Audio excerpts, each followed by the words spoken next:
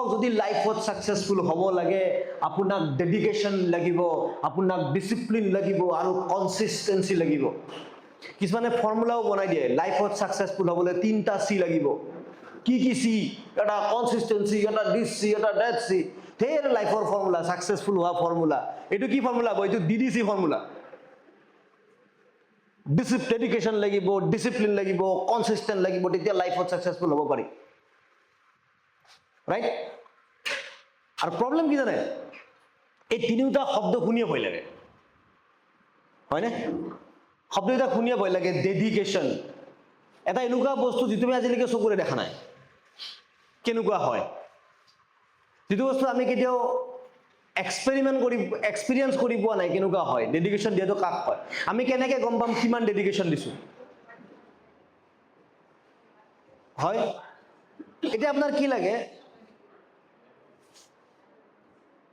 আর second শব্দটো word discipline, এটো তো আরো ভয়ঙ্কর শব্দ।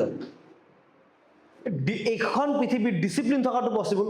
সদায় একে টাইমতে উঠিম, একে টাইমতে শুম, একে টাইমতে ভাত খাম, একে টাইমতে কাম কৰিম, এটো কল ডিসিপ্লিন। মোক কওক এইখন পৃথিবীৰ ডিসিপ্লিন হৈ থাকাটো সম্ভৱ?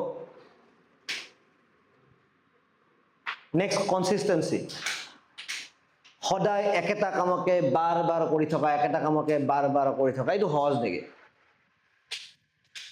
ৰাইট? এই যেহেতু এই 3টা বস্তু বিৰাট টান, সেইকাৰণে সাকসেসটো বিৰাট টান। আৰু ইন্টাৰেস্টিং কথা, সাকসেসৰ লগত এই 3টাৰ কোনো কানেকশন নাই।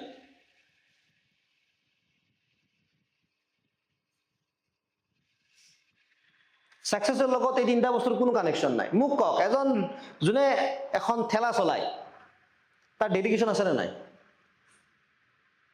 আপুনি ঠেলা চলা মানে না ইফালে চাই না ইফালে চাই। আমার দৰে মানুহ যেতিয়া গাড়ীখন লৈ যাও, ধুনীয়া ছোৱালী এটা দেখিলে অলপ চাই দিয়াই যায়, পিছত মনত পৰে বিবাহিতা বুলি আকৌ ঘূৰাই আনো। বাট গ্যাৰেণ্টি ৰিক্সাৱালা ঠেলাৱালা বেচাৰা কেইটা মূৰটো এনেকে নুঘূৰে, সি যিমান বয়সৰে হওক, বিয়া পতাই হওক বা নমতাই হওক, মুঠকৈতো তাৰ ডেডিকেশন বেছি আছে। ৰাইট? নেক্সট লাগে ডিসিপ্লিন।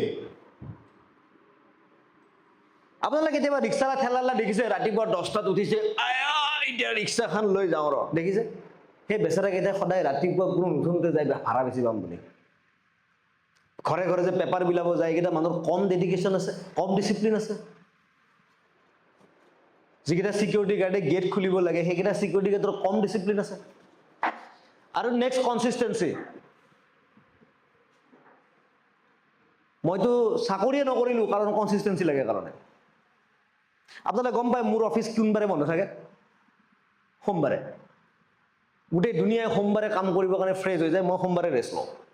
কিয়? মই ডিসিপ্লিন বিৰাট বেয়া পাওঁ। আৰু ডেডিকেশনটো একেবাৰে নাই কামত। আহি পেলাই ইয়াতে 10 মিনিট বহি পেলাই ভাবিছো কি কম আজি, সেইটো মোৰ ডেডিকেশন লেভেল। আৰু কনসিস্টেন্সি, এইটোতো মই PhD কৰি থৈ দিছো। কনসিস্টেন্সিৰ লগত মাথা মাতিয়ে নাই। কনসিস্টেন্সি যদি বেলেগ ফালে চাই, মই বেলেগ ফালে চাওঁ। কাৰণ আপুনি চাওক, আপুনি এজন সিকিউৰিটি গাৰ্ড এজনৰ কনসিস্টেন্সি আপুনি ভাবক কিটো লেভেলৰ কনসিস্টেন্সি আছে। তেওঁলোকে সদায় সেইটো টাইমত গৈ পায়, সেইটো টাইমত আহে। আপোনালোকৰ ঘৰত যোনে গাখীৰ দিব আহে, তেওঁলোকে কনসিস্টেন্সি মেইনটেইন কৰে নে নাই? কাৰণ আপুনি যদি টাইমটো অলপ ইফাল ইফাল কৰে, আপুনি তলামৰি অফিচত গুচি যাব, গাখীৰ নাপাবই। স্পেচিয়েলি ধৰি লওক আমাৰ যিবিলাক ফ্লেট কালচাৰ থাকে, তাতেতো একদম পুৰা পাৰফেক্ট টাইমত গাখীৰ দিব পাব লাগিব, পাৰফেক্ট টাইমত নিউজ পেপাৰ পাব লাগিব। They have a lots of consistency. But are they successful?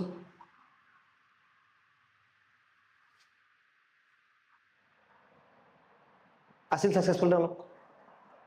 হয় তেওঁলোক সাকসেসফুল? নহয়।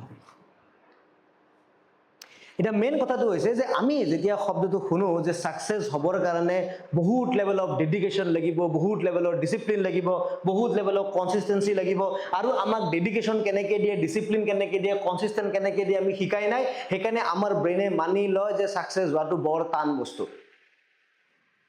আৰু according to the law of attraction, যিটো আপোনাৰ ব্ৰেইনে বিশ্বাস কৰে সেইটোৱে সঁচা, সেইটোৱে আপোনাৰ ৰিয়েলিটি হৈ যায়।